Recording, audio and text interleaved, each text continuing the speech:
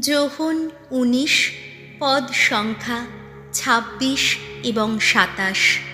নিজের মাকে ও তাঁর পাশে যে শিষ্যকে তিনি ভালোবাসতেন তাকে দাঁড়িয়ে থাকতে দেখে যিশু মাকে বললেন, নারী, ওই দেখো তোমার ছেলে।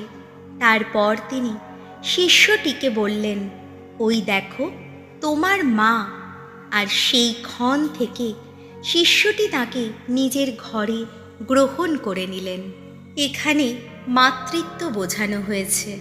যিশু ক্রুশের উপর থেকে আমাদের জন্য মা রেখে গেলেন। আমি কি প্রতিদিন মা মেরির কাছে আসি সাহায্য ও সান্ত্বনার জন্য? প্রার্থনা।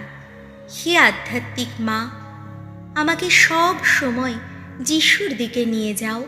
আমার জীবনের প্রতিটি ক্ষণে তুমি পাশে থাকো। এই প্রার্থনা করি আমাদের প্রভু যীশু খ্রিস্টের নামে। আমেন।